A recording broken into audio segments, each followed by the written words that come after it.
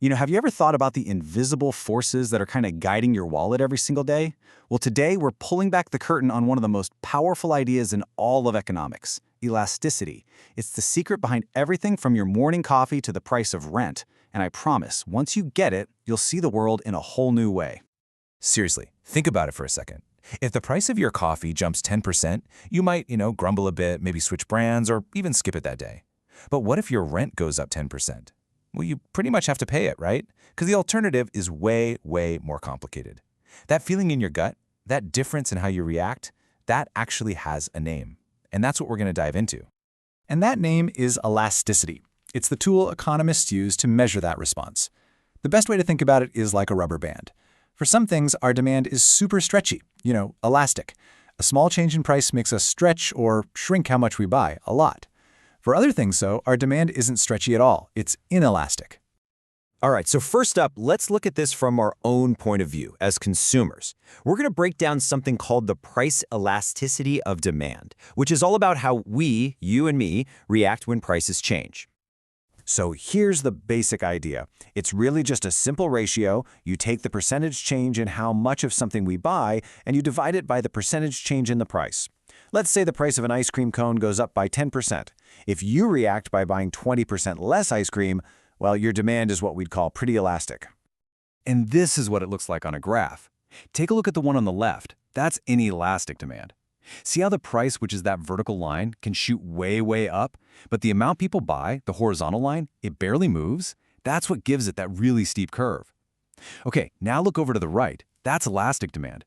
Here, even a tiny little price increase causes a huge drop in how much people buy, and that makes the curve look much, much flatter. We can actually put a number on this whole thing. If the elasticity value ends up being less than 1, we say demand is inelastic. We're just not that responsive.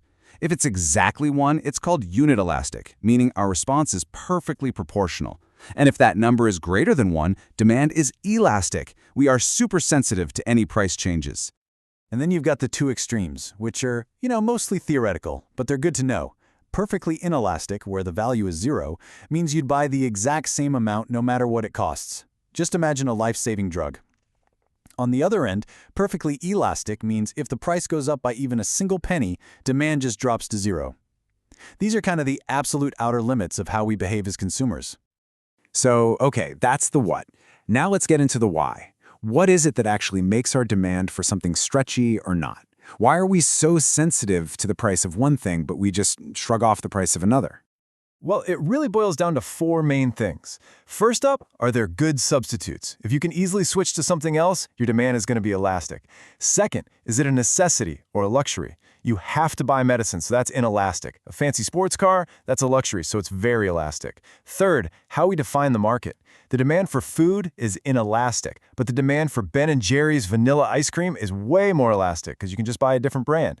And finally, time. The more time you have, the more you can find other options, which makes your demand more elastic in the long run. Okay, let's make this super real for a second. Think about airline tickets from New York to Boston. Now, you've got 2 kinds of people buying these tickets. Business travelers who absolutely have to be at a meeting, and vacationers who are just flying for fun. Who do you think is going to be more sensitive if the price goes up?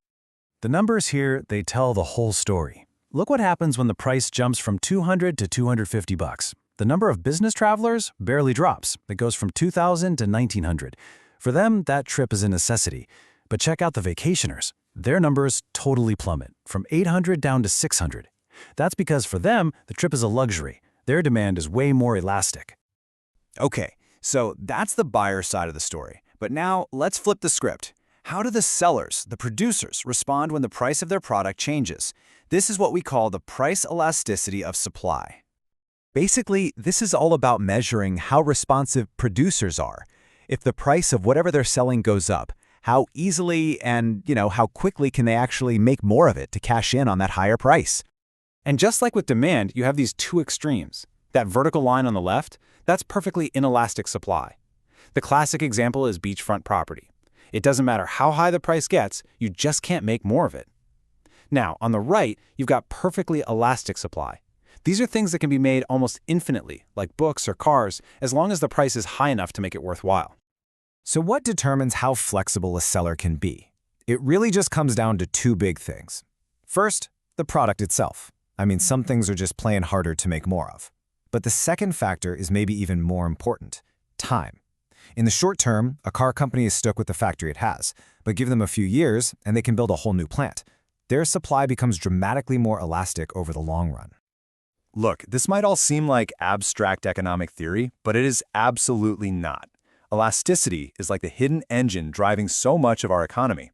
It influences everything from how much you pay for groceries to huge government policies that affect millions and millions of people. So when you put it all together, you see this amazing push and pull, right? Our responsiveness as buyers, which is shaped by our needs and our options, it meets the seller's ability to respond, which is all about their flexibility and time. This one single concept is the key to unlocking why businesses price things the way they do, and it even explains the real impact of things like taxes. So I'm going to leave you with this thought. Now that you have this framework of elasticity, start looking for it everywhere.